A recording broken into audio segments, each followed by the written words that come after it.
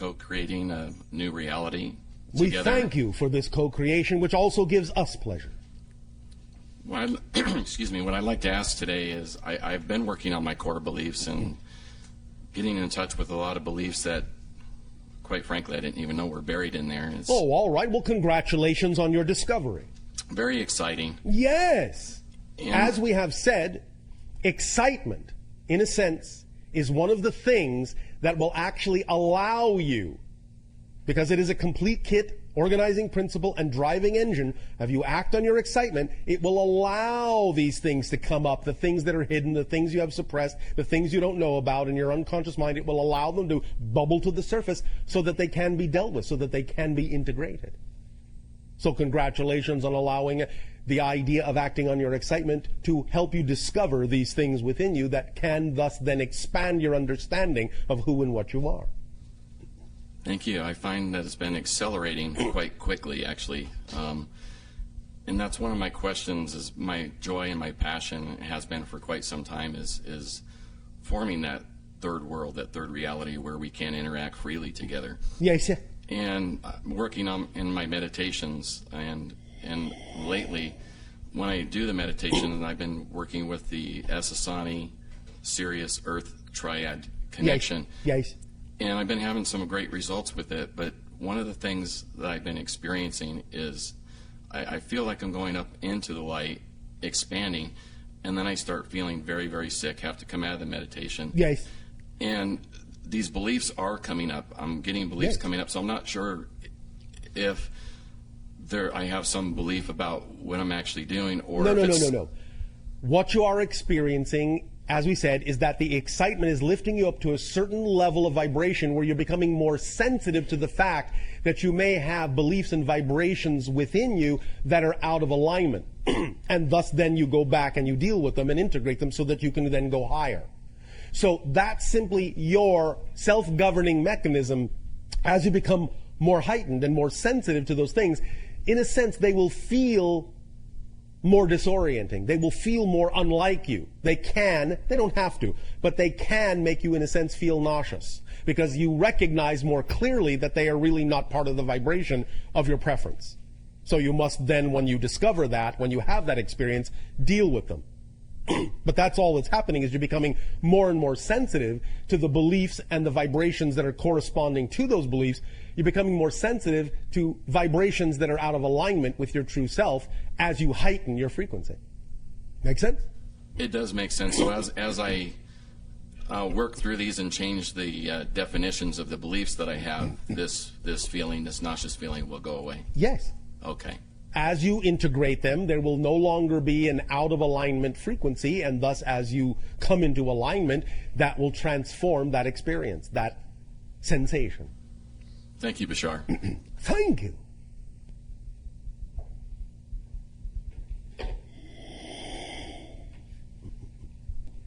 Hello, Bashar. And you, good day. I'm very excited to be here. Oh, we are very excited that you are there. Thank you. My question is, what is the best way to really get to the bottom of my negative belief, why my manifestation is not coming into fruition? I believe we have just discussed all of that.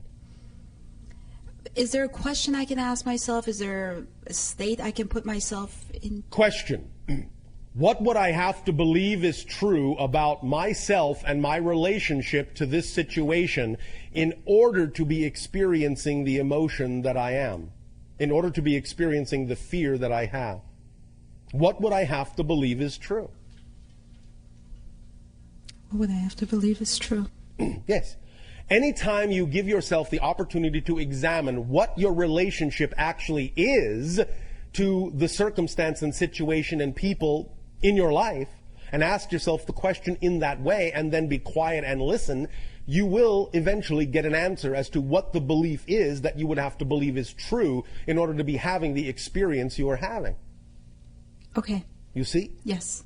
Does that help you? Absolutely. May I ask one more question regarding what you were discussing? Yes. You were talking about step one, intention, focus, concentration. Yes. After that, absolutely letting go and Yes. surrender. Yes.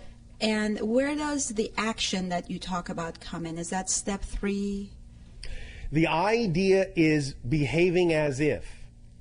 This, in that sense, goes hand in hand to some degree with surrender, because if you know for a fact that what you have focused on, what your passion represents, is your true reality, then from that moment forward in your surrender, you simply behave as if it is already real. You don't question it. You don't second guess it. You stay in the state of being that says, this is who I really am. This is really my reality. Now, do you understand? Yes. This doesn't mean that you contradict other beliefs you may still be holding on to. If you have contradictory beliefs, you have to go through the process of finding out what those are and clearing them out by integrating them. But if you understand truly that what you focused on is really representative of your highest passion, and then let it go, letting go still means you take the actions that, in a sense, demonstrate to your higher self, that show through behavior your higher self, that you actually know it is doing its job, and that you can behave as if that reality is already real. And that's where the action comes in, to allow the invisible to become visible. Because as we said, you have to be, in thought, word, and deed, the vibration of that reality, or you won't be able to perceive it. Got it. Make sense? Absolutely. Thank you. Thank you.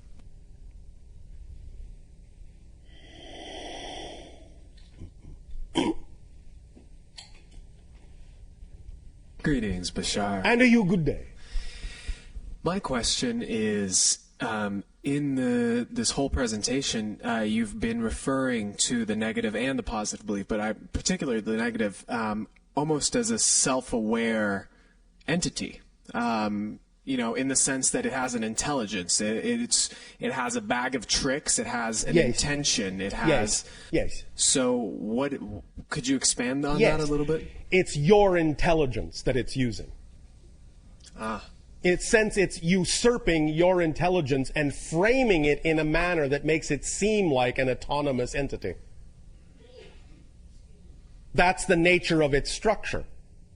It seems as if you are actually, in a sense, arguing with a true intelligence, when all it's doing is, in a sense, framing your own intelligence to reflect back to you in a particular way. So in a sense, you're arguing with yourself. I see. Does that answer the question? It does, and I'd like to continue. Yes. So the belief itself doesn't have, because, for example, in many mystical traditions, you'll hear about entities that feed on your psychic energy, right? Yes, So that's not, is that the same kind of idea? No. Okay. So it's not like the belief, you're saying that the belief itself wants you to believe in it, wants to, why does it? No. The belief is simply taking the form that it takes based on the strongest belief you are buying into, and so in a sense all you're doing is forming your intelligence in a frame of reference that is used to convince yourself of what you say you're buying into. It's simply a mirror, that's all it is. You have simply made the mirror in a form that reflects back to you what you are most strongly buying into, therefore revealing to yourself what the strongest belief is that you actually have. So in a sense, it could actually be a really great tool. Oh, absolutely. It is. It is a great if tool. you use it that way, which is what we are talking about, is how to use it as a tool instead of simply believing that it is something you have to succumb to and have no choice but to recreate. I see. Okay. Makes sense? Makes perfect sense. Thank you. Thank you.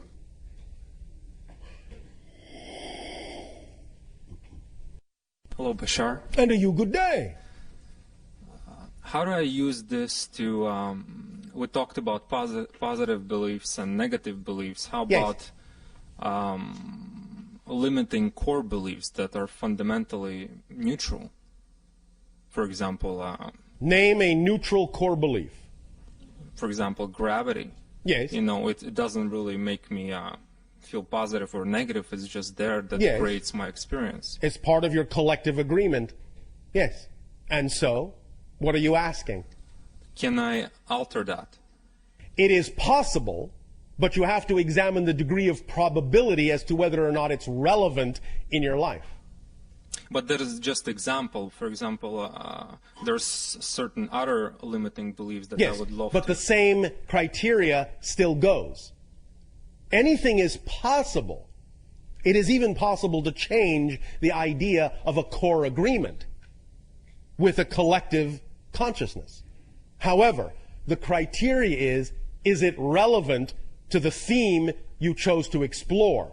Is it probable within that theme? Most of those things are not.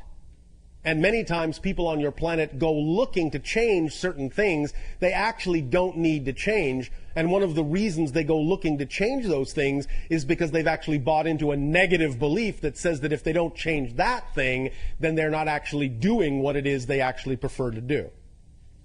So you have to recognize that what may appear to be a neutral belief may not actually be a neutral belief. It may be a negative belief disguising itself as a neutral idea. For me, it was more about I have the abilities, certain abilities, but I Yes. cannot fully use them because Yes. of the. But limiting many of these belief. things will come naturally as you simply act on your highest joy, because your highest excitement is the highest vibration you can express in your physical reality. Therefore, the highest vibration you can express in your physical reality will allow whatever malleability, whatever flexibility, whatever changes need to happen to have the greatest probable potential of happening. So all you have to do is act to the best of your ability purely on your highest joy to gain the ability to do all the things that you are, in a sense, referring to. You don't necessarily always have to specifically target those things as if they are representative of a higher plane of spirituality in your attempt to do them. Does that make sense? Yes, definitely. Does that answer the question? Yes, thank you. Thank you. Many times, before we go on, many times, the way in which certain so-called spiritual tenets are taught on your planet actually have many negative beliefs attached to them. So the idea, for example, that moving away from the physical world is a more spiritual thing to do might work for some people, but that does not mean it's a generally true thing for everyone. And sometimes one of the most spiritual things you can do is really get a full handle on living your physical life to the fullest. This is why the Zen monks say that if you want true enlightenment, chop wood and carry water. If you do those acts purely in the moment, just those simple physical things done purely, living in the moment, without care, concern, without removing yourself from the present, will actually be acts of great spirituality. Never assume that physical reality is less spiritual than non-physical reality. It isn't. Doing it well is a spiritual act. Do continue. Hello. And to you, good day. Yes. Can I ask something? Speak up so that all may hear you. Louder. I'm Japanese. Yes. And I did the individual personal session about 15 years ago in Japan. Yes. Do you remember me? We understand your energy. What do you wish to ask? I'm just. Remember that you are not the same person. We are not the same person. This is a new reality. Memory is created in the present. All we need to know of you, we know of you now.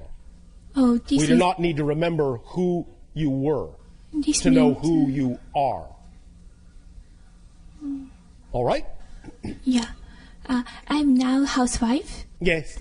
And I cannot decide what I don't know what I'm going. I You don't really know want what to. excites you. Just sorry. Yeah. The Waku waku, ne? Yeah. Yeah. And how can I decide? All right. This is Thank you. good. Thank you. Arigatou gozaimashita. Understand, once again, when we talk about acting on your excitement, finding your excitement, All you have to do to start that process is keep it simple. Keep it simple.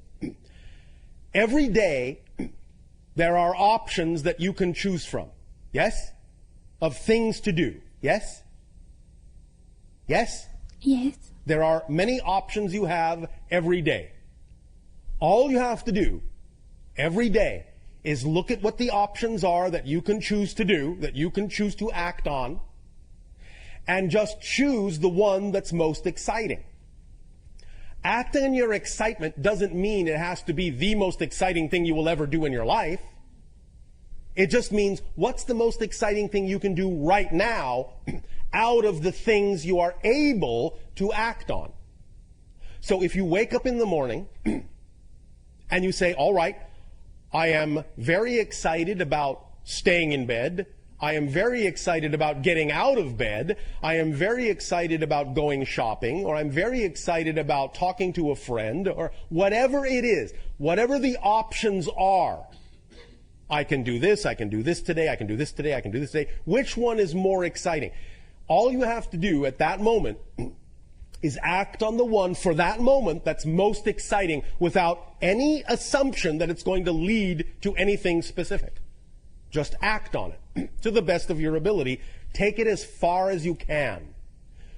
When you have taken it as far as you can, in that next moment, you will look and say, all right, what are the next options I have? Which one of those options is most exciting to me at this moment? When you decide which one is most exciting, act on that one. Do that as far as you can. That's all you have to do, step by step, little bit at a time, to allow your excitement to build and expand into bigger and bigger opportunities for bigger and bigger excitement. So that's one way you can do it. You can start small, just by picking whatever is immediately exciting.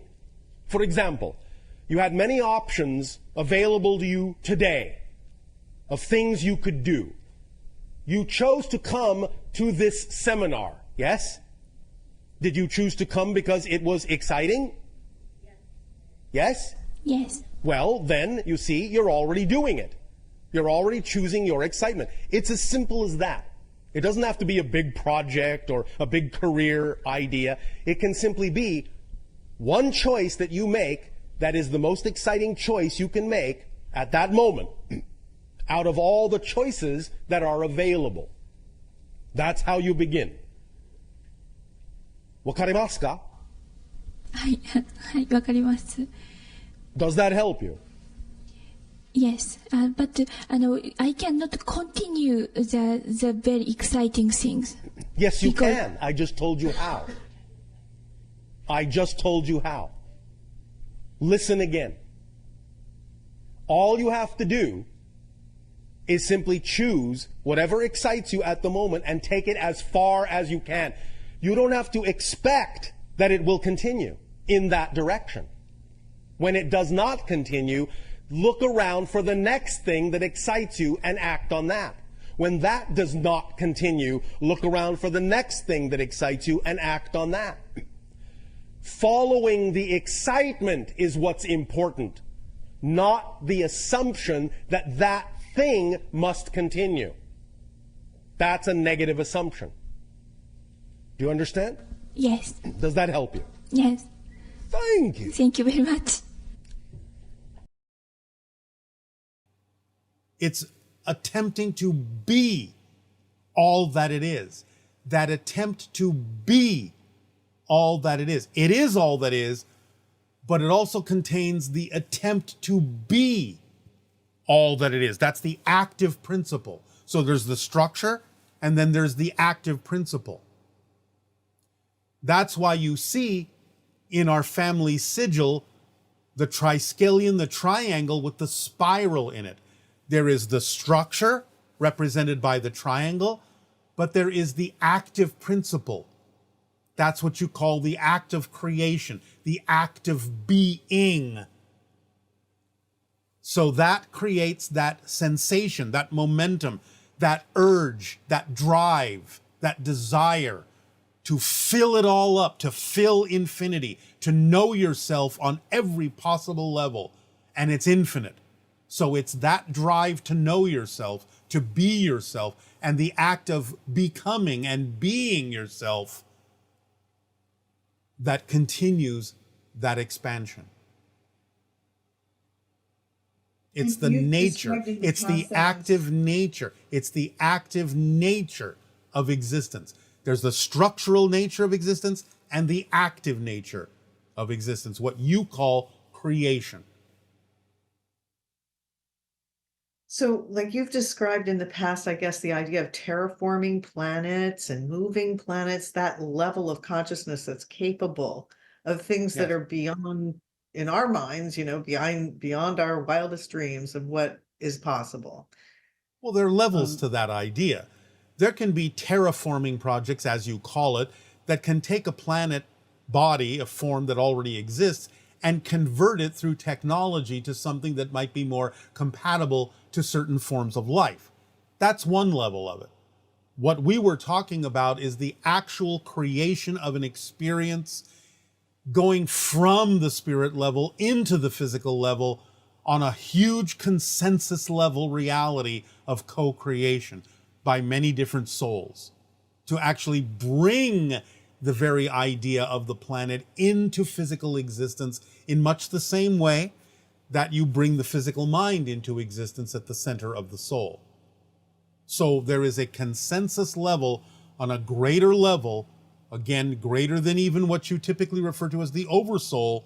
That's an oversoul of oversouls that actually comes together to create within the center of its being a physical experience that contains the experience of many souls on what you call a planet. It's a larger version, a much larger version of creating a single physical identity. It's a consensus identity within a much larger oversoul. That's what a planet is. A consensus identity of many souls within an amazingly large oversoul consciousness at the center of its being. It's amazing. Yes. So we have some questions that relate to the Interstellar Alliance ID card. Yes. One of them was, what do the 5 stars on the Interstellar Alliance ID card represent? The 5 hybrid races that already exist.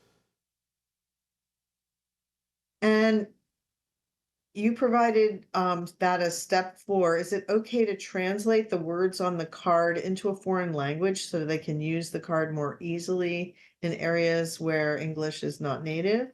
Yes, absolutely. Okay. And since the Greys initiated the hybrid agenda together with the Mantids, resulting in the Sasani, Yael, and other races with open contact in its final stages, it would seem that the role of the Greys themselves would be over. Yet many contactees still feel an active connection and interest in them in particular, in their particular Grey counterparts, even today. And what are these Grey counterparts seeking to experience in the unfolding of open contact, which they themselves initiated so long ago through their own. We must remind you to stop talking about the Greys as if there's only one single faction. There are many factions of Greys.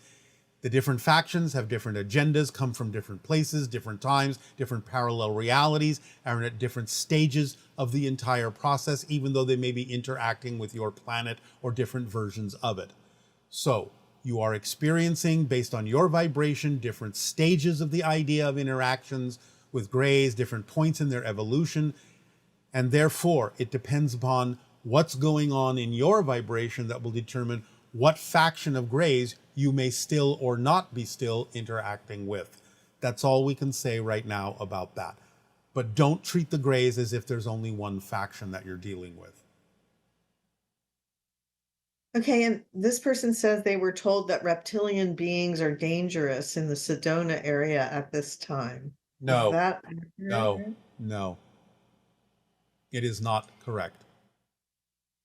Okay. Are there a lot of misunderstandings about, I guess, reptilians, and Yes. are they?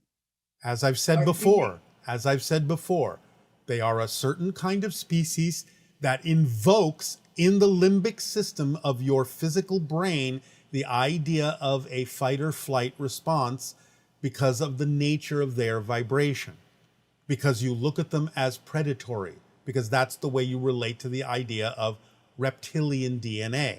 And therefore, humans, mammalians, have a fight or flight survival fear-based response to exposure to the reptilian vibration. It doesn't mean they actually intend to do you harm. It's just the nature of their frequency as it relates to the nature of the mammalian frequency that represent human beings.